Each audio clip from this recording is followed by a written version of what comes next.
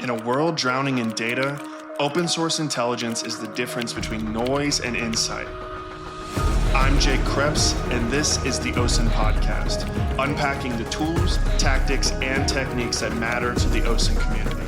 Whether you're tracking threats, analyzing platforms, or just trying to separate signal from noise, this is your go-to resource for all things open source intelligence. Let's get started. Hey everyone, welcome to the 10th episode of the OSINT Podcast. I'm your host, Jake Creps. This is the first episode of 2026, so welcome back. In this episode, I'm only going to be covering the paid content, or I guess the paid newsletter for issue number 90 of the OSINT Newsletter. So if you wanted to follow along, go ahead and head on over to osintnewsletter.com/90, and we will have all of the different topics in there, including 3 posts from the news section, 3 different tools, and then we're going to be looking at OSINT certifications and whether or not they're worth your time and more specifically your money. So we're going to be covering those topics here in the podcast at a high level, but all of the content will be available once again in the OSINT newsletter if you wanted to follow along in the specifics. As a high-level overview, we're going to be covering investigating GitHub profiles and how commit history at a first glance may be misleading. Then we'll be talking about whether or not you can change your Gmail address. Gmail addresses have typically been a cornerstone for OSINT investigations due to how detail-rich they are. Now, it's possible in the future that they might change hands, so that might be something worth checking out. Then we'll be talking about Google's latest AI image generation from Nano Banana and how it's making it difficult for investigators to know the difference between fake images and images that are actually real. Then we'll be looking at local AI inside of GitHub OSINT tools and how this new trend of using local LLMs instead of relying on API services from Gemini, ChatGPT, etc., is becoming a new trend that I think is going to be very interesting for the future of OSINT tool development. And on the note of tools, we're going to be looking at deobfuscating Telegram messages and how the Mac client for Telegram produces a Braille-like digital signature type thing for when they obfuscate messages and how you can sort of find the plain text behind that. And then finally, we'll be looking at a new face recognition reverse image search tool that actually requires you to spoof your geolocation to use it. It's not going to be available for those that are in North America and possibly Europe as well. So with that, we'll go ahead and get started. Another thing to note is that over the holidays, we launched a CTF for the OSINT newsletter. You can check that out at ctf.osintnewsletter.com. We posted the answers to some of the challenges that we had over the holidays. So we had Operation Jaguar. There was 4 different challenges for that. So the answers will be found in the newsletter as well as Operation X with 2 different challenges that were associated with that. Actually, no, Operation X had 1 challenge associated with it, and then Operation History had its own challenge as well. So if you haven't had the chance to check it out yet, go ahead and do the CTF first, and then check out the answers. If you've already read the newsletter and seen the answers, just try to skip over it unless you're not interested in doing the CTF. Before the holidays, we came out with the OSINT Newsletter issue 89, where we looked at a specific topic for investigating X account locations at scale. But if you prefer to listen instead, all that content was covered on episode 9 of the podcast, Image OSINT, Offline Tradecraft, and Tracking Influence at Scale. So with that, let's go ahead and get started. Moving into the OSINT news section of the newsletter, the first thing that is covered is GitHub commit history being potentially misleading. So this is something that was news to me, and it was actually posted from Emra on LinkedIn. And it wasn't related to OSINT investigations or anything like that, but essentially they were saying it turns out that contributions to branches within projects other than main don't show up in the contribution graph that you see on the main profile. And what that means is essentially when you go to the GitHub profile, it'll show you the commit history of a person, and it'll let you know whether an account is dormant, and most accounts are dormant. They don't make any commits, they don't do anything like that. They're just sort of someone creates an account, and they use it for passive browsing only. But sometimes you'll see a little bit of a green color graph that shows you how they've done contributions to a bunch of different projects. In the event that they don't actually contribute to a main branch, the contribution graph will still look dark gray, as if there's no activity at all. And so I do mention this, even though it's not really related to OSINT investigations, because if you land on a profile and everything's completely grayed out, you may think that it's a dormant profile, but it actually might have some history that's really not, beneath the surface. And I know for me specifically, I've looked at profiles, I've pulled up the username, I've checked them out. Everything looks pretty dormant and, doesn't look like they contributed. The profile is empty. There's no commit history. I go ahead and move on, and I just log that I found a username match for that particular profile, but I don't dig into it further. And I realized that that was a mistake, that you should actually still double check the commit history to see if they're making commits to any other branches besides main on any project. And that might actually give you some more information. So for example, if there's a commit that's made to any branch, you can use a technique that will reveal the email address of the individual who made the commit. And so in this case, you might be able to find the email address behind the profile based on that commit, and then you can use that email address to iterate and pivot further. The next thing in the news section is actually an article I stumbled upon on Engadget. And it said a Google support page in Hindi says the feature is gradually rolling out to all users. Which feature? The feature that you might soon be able to change your Gmail address. Meaning, let's say you're johnsmith@gmail.com and you want to change it to johnsmith1@gmail.com. This might soon be possible. And this is pretty significant when it comes to OSINT investigations, because a lot of times you assume that an email address belongs to a single person and that it doesn't have sort of a long history of changing hands. It doesn't go from John to Rick to Steve to Sally to whomever. It actually just stays with John the whole time. But if you're able to change your Gmail address from John Smith to John Smith1, that means someone else can take johnsmith@gmail.com. And so this might make things a little bit trickier in the future for OSINT investigations, because you might assume that this is a very high fidelity unique identifier, but it might turn out to not be. And if you're not following the news of this, you can make some false assumptions. You could find some profiles that seem to be a no false positive match, but are actually old or outdated. And so there's not a ton of additional information that I found on this point, but I did want to put it on investigators' radar to make sure to follow this story to see if that changes, because if it does, it's a pretty big deal. And it only really seems to be applying to Gmail addresses. So if you still run into Yahoo's, Hotmails, AOLs, etc., you should still be good. But Gmail addresses are certainly the most common, especially for a certain demographic. I would say the millennial and maybe zillennial demographics are definitely using Gmail. I know I've switched over to Proton Mail, for example, but like typically you can get a general age for a user based on whether or not they're using like Hotmail, Yahoo, AOL, and then you start seeing that change to Gmail, and then that starts changing to different providers later on, or maybe a more robust series of providers depending on the region of the user. But this is pretty significant. I know that Gmail has typically been like the go-to source for me when it comes to unique identifiers, and this changes everything really. Putting in a search to like OSINT Industries, for example, for a Gmail, let's say 6 months, 12 months from now, may not yield the results that you expect, especially for very common Gmail accounts. I also suspect too that Gmail accounts may actually go for sale. People that know that they can change hands now, they might actually want to sell their John Smith at gmail.com because it's very unique for somebody who has John Smith 24/7, for example, and wants to get, just a really good handle. So there might be a new trend that you see as well, is that there might be marketplaces for Gmail accounts that they want to change hands.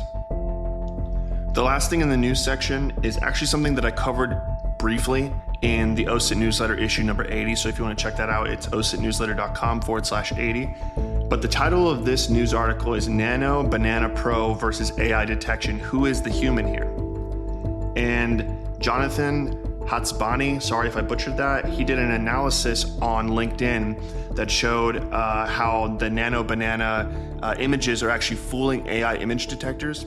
I'm sure that will update soon, but I've looked at the images myself, and it shows you the before and after of using like older AI models for generating images of people. And then looking at the new Nano Banana, I guess it's relatively new. It came out in August of last year. And these images are very, very convincing. I've run into several of them now where I've actually assumed that these are the real ones and that all the rest of them are AI generated. This is going to be really, really tricky for investigators moving forward, because you might find profiles, sock puppet profiles that are full of images with other people in them in different locations, and like full timelines of different series of events, different locations that this person's been to. And it turns out everything's absolutely fabricated, even though everything looks legit and everything's consistent. I know that AI models too have been very, very keen on trying to create consistency among AI generated images. So like, for example, you would create one image of a woman and then a second image of a woman, and you wanted it to look similar, but the person doesn't look the same. So you typically only have one image to work from. But now they're able to add a little bit more consistency to the image generation. So you can create a whole catalog of images and they all look like they're the same person.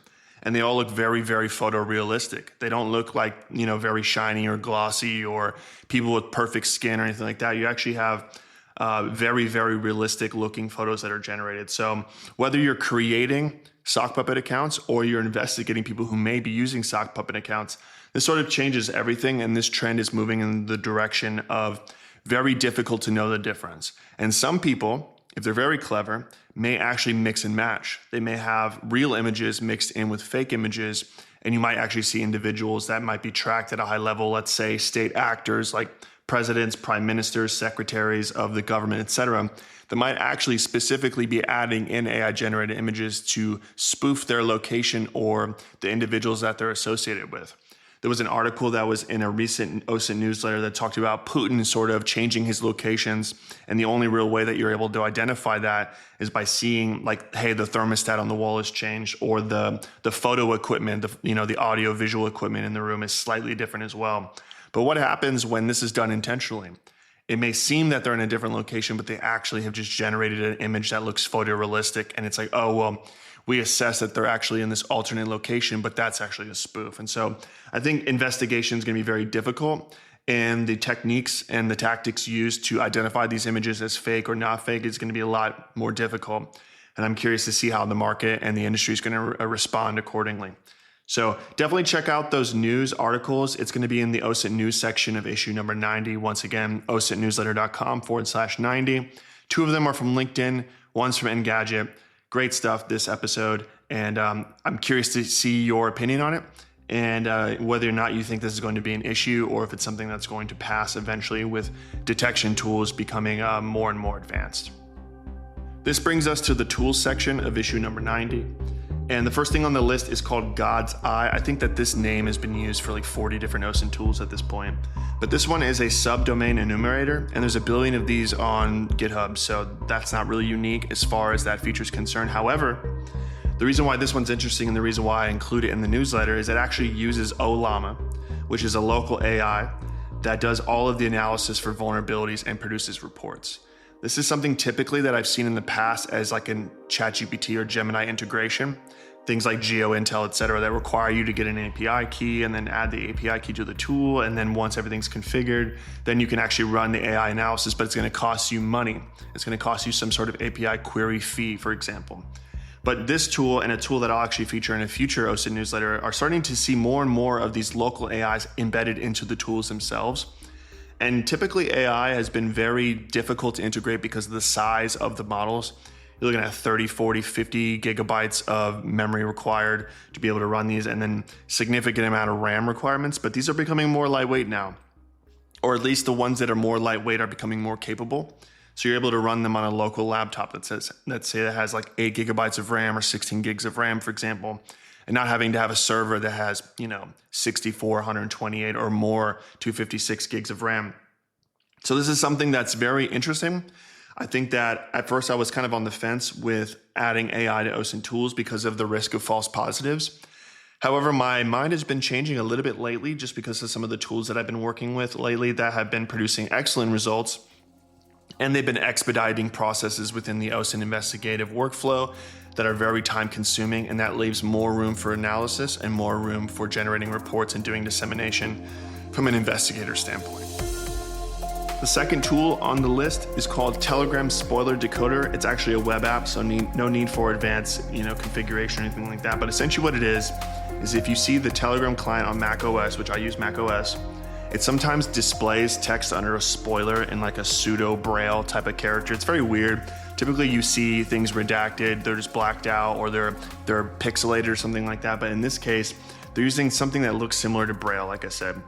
And if you don't have an ability to look into that, you might be missing valuable information. But this tool allows you to essentially upload the image, and it'll decode it for you. It'll deobfuscate the text, allowing you to see what's behind the spoiler. So if you're doing a lot of Telegram investigations, and you're using Mac, for example, this is a very good tool in your toolkit. Sure, you could use a Telegram client in Windows or Linux, run that through a virtual machine and do all of that, but I don't know about you. I like to simplify, and if I'm on Mac OS already, I'd rather just use the Telegram Mac client and then go from there. So this is definitely very cool, and I always like to see unique approaches to being able to get information that's hard to get. The last tool on the list is called Surface with 2 Fs, and it's another reverse image search engine. So these are tools like PimEyes, Face Check ID, or the infamous Clearview AI. Except this one's very interesting. At first, it was shared to me, and I was trying to take a look at it, and I just couldn't connect. I thought that it had been taken down prematurely, that somebody had an issue with it. It was violating some sort of law, so it was taken down. But it turns out you actually just have to spoof your geolocation. I tried to connect in North America. In the United States. I tried to connect in Canada. I didn't connect in Europe or any European countries. I went straight to a Russian IP. Once I set my VPN to a Russian IP, I was able to view it, no problem. But essentially what it is, it's a free reverse image search tool for faces. And if you do not have a significant budget, you're not able to use tools like PimEyes or Face Check, and you definitely don't have access to Clearview AI, then you can use this tool. I also recommend, even if you do have access to PimEyes and Face Check, that you use this tool anyways, because like I've said in other episodes of the podcast, all these tools are doing is they're crawling the internet and they're trying to capture any face that they can. They're trying to index those faces, and they're trying to create a search engine that helps return matches for the faces that you input. Every tool is going to have a different crawling methodology, and some of them are going to get images that others won't. And so you may get no result on PimEyes or Face Check ID, but you might get a search result for surface. I'm assuming since it's behind a Russian DNS or something like that, something that's blocking access in North America and potentially Europe, that they may have a more robust coverage for Russian individuals or maybe Asian individuals throughout, Central, South, and East Asia. That's typically the trend that I see for Russian-based tools. They focus regionally first, and then they expand globally. I think they also try to avoid indexing individuals that are protected underneath data privacy, like GDPR or some of the stuff you see in Canada or California. So they avoid indexing images for that reason, just to stay off the radar. So definitely worth checking that one out. I haven't used it in an investigative workflow yet, but I tested it with a few images and surprisingly good results. So go ahead and check it out. No paywall, nothing like that, at least for now. Very cool tool. That brings us to the paid section of issue 90 of the OSINT newsletter. So if you aren't a paid subscriber, you're going to hit the paywall at this point. And the reason why we have the paywall once again is a lot of times we talk about methodologies that make it difficult to share. If I were to share these without a paywall, they would immediately get patched by the providers, for example, and the method would go away. Additionally, just not having it indexed by Google sort of keeps it away from potential threat actors. Sure, someone could just subscribe to the OSINT newsletter, get access to it as a threat actor, but the more friction you add in the process, the easier it's going to be. But in this case, we're going to be talking about OSINT certifications, how they're not worth it in my opinion, and what to do instead. Now, the number one thing that my readers reach out about is, hey, I'm new to the industry. I want to get into OSINT. What are some of the courses or certifications that I should get? Now, full disclaimer, I have 0 OSINT certifications. I took a course with Emergent Risk International, I think it was called, ERI, early on in my career. And we went through some of the tactics, techniques, et cetera, that are being used for a global security perspective, investigative, whatever. This is something that was provided through my employer at the time, so not something I signed up for.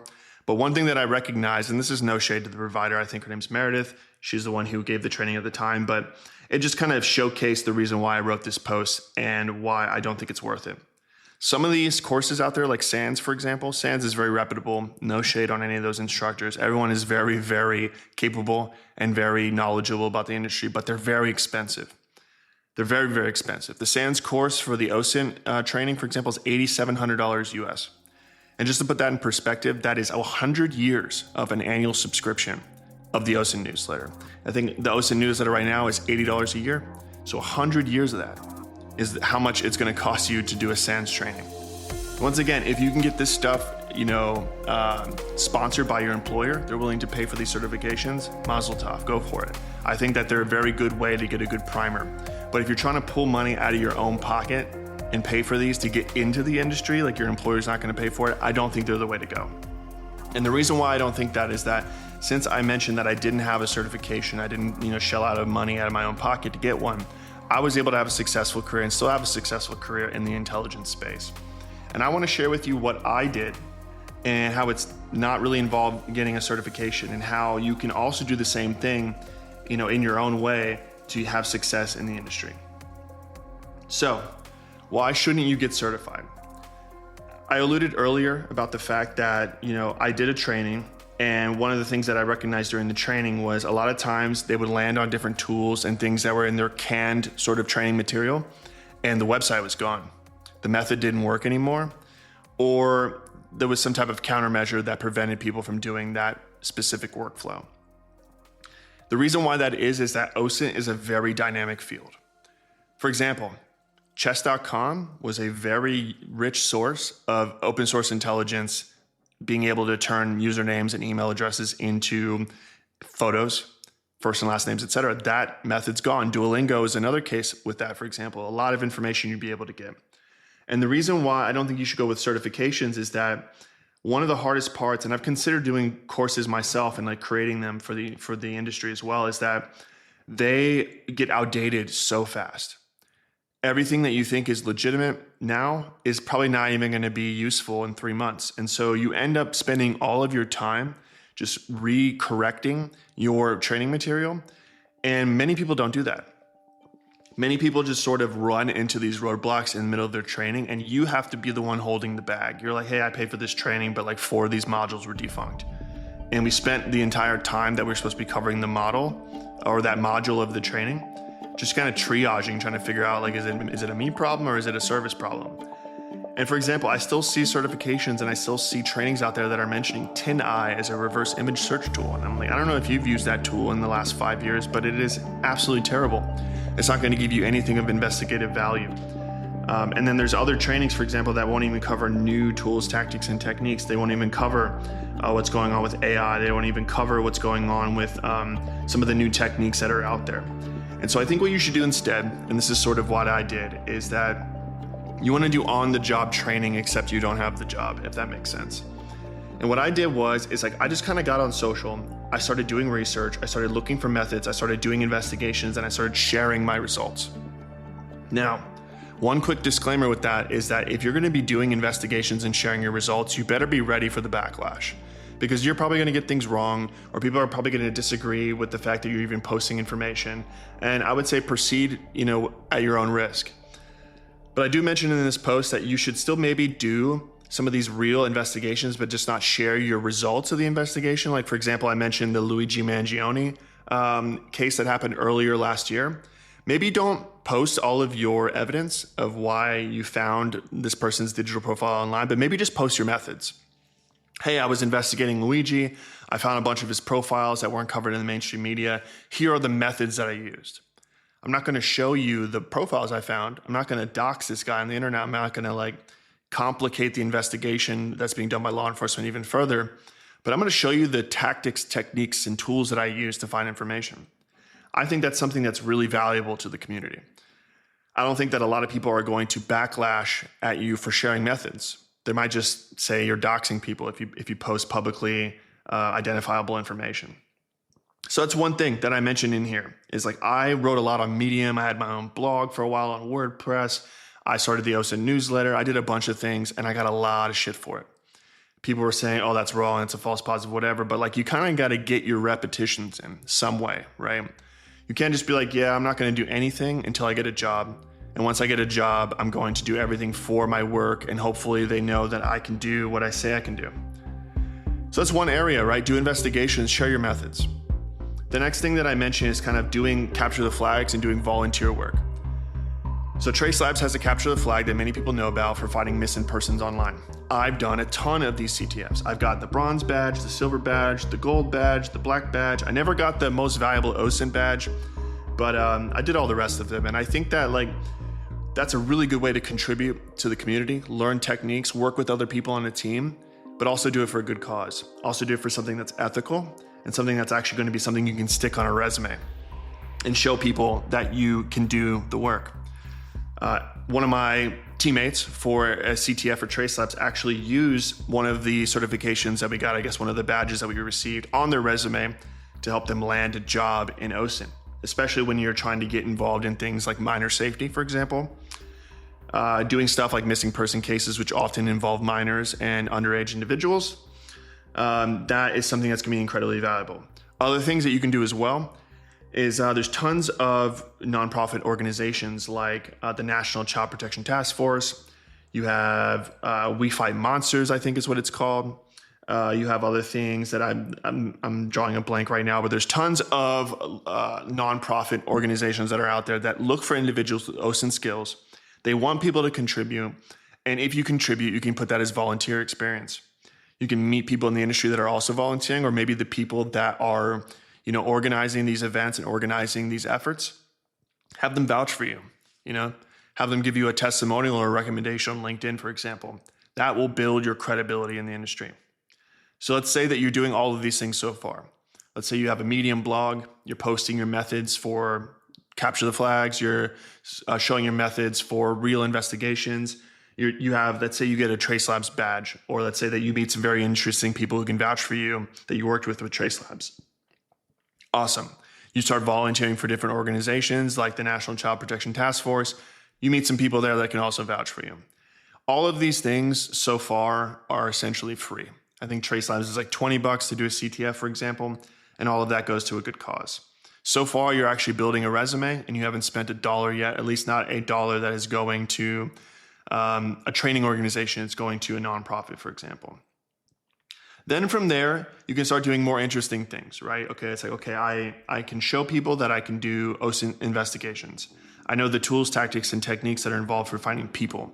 Maybe I'm doing geolocation CTFs and I'm able to show that I have some chops when it comes to geolocation. What's next? One of the main things that's really valuable for any organization is data collection.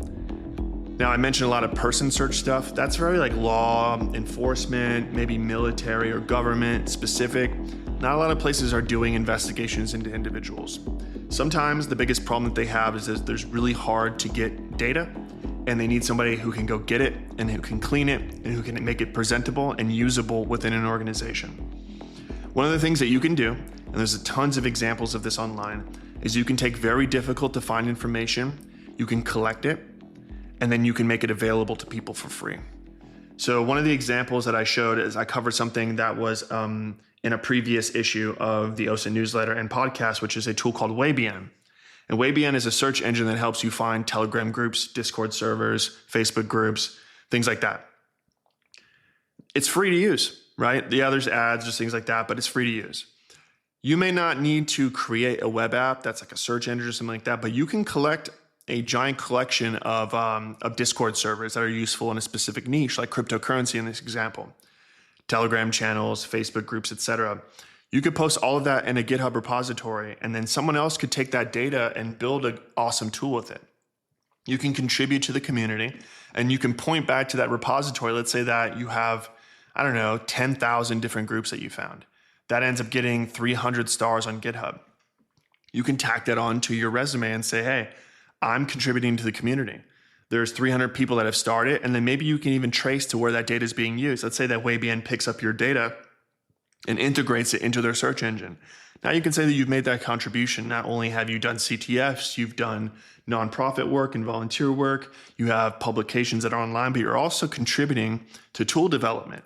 You're contributing to methodology, for example. That's really, really, really valuable. And that's something that I try to contribute the most of these days is data collection, methodology, tooling, things like that. Another example that I mentioned in this post is a project called TweetFeed. And what TweetFeed is like there's these things called indicators of compromise. I won't go into details. It's pretty technical for those that are not a technical audience, but they're posted pretty commonly on places like Twitter. And IOCs, which is the acronym for it, they are collected by threat intelligence feeds. And essentially what they enable people to do is they're able to determine whether or not the IOCs, they can collect a ton of IOCs and determine whether or not they're seeing those types of threatening behaviors, those indicators of compromise in their environment. TweetFeed, what it does is it collects all the IOCs that are shared for free from security researchers and alike on Twitter. It puts them in a giant repository, and then it created this nice web app to be able to explore those things. This is a type of project that you can do as well. And it doesn't have to be IOCs, it doesn't have to be vulnerability related, it doesn't have to be, group chats, for example. It doesn't have to be Discord, it doesn't have to be, it doesn't have to be Telegram. I mentioned in a previous podcast, you can take government records that are behind a search engine that was created in 1999 behind a PHP page, right? You can extract all that data out and you can put that in a GitHub repository. People then can consume that data, whether it's directly from your tool or your repository, or they can integrate it into their tool, and then you can then stamp that on your resume as well and say that I've contributed to the community, I've added capabilities to this tool, and I'm going to continue to do that as I progress in my career. Now, this is something that I've done. Like I said, I created the OSINT Newsletter, I created the OSINT Podcast, I've created tools like Postal and Blue Skynet. I've also created a ton of tools that just don't work anymore. And that's kind of the point that I mentioned earlier, is that, I can probably created like 24, 48, however many tools that I've created, and most of them don't work anymore because these methods just dry up. And this is something that I just reiterates the point that if you get a certification, you get trained on all these things that are yesterday's methodology. By the time you actually land the job, it's like, oh, actually, all those things I learned aren't useful anymore. You have to be able to know how to find new methods, how to contribute to the community, how to do investigations. And if you don't have a job that's already doing that, you got to do it yourself. And sometimes there's a little bit of risk that comes along with it in the face of getting scrutinized by the community or otherwise. Or one thing that I just really hope you don't do is you don't try to impede investigations or make things more complicated for law enforcement or any type of legal investigations that are involved. You want to make sure you're staying ethical, you're not getting in people's way, and you're not confusing the message, right?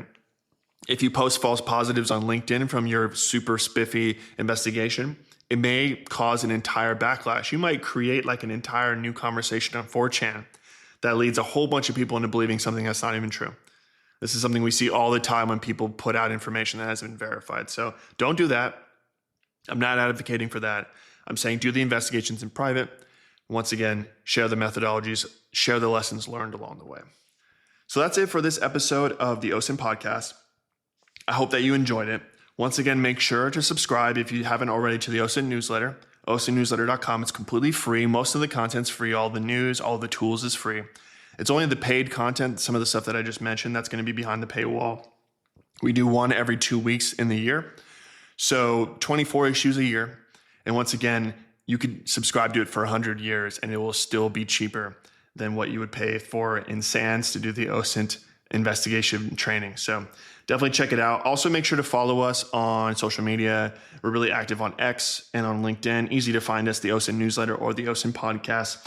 We're a little bit shy on LinkedIn as far as the number of followers for the OSINT Podcast. And I know it's kind of confusing. We have the OSINT Newsletter, we have the OSINT Podcast, they're separate accounts, but make sure to go on LinkedIn and follow the OSINT Podcast. There's a lot of interesting, cool stuff that we post on there that's unique to the podcast point of view, especially the videos and things like that you may find only on that page.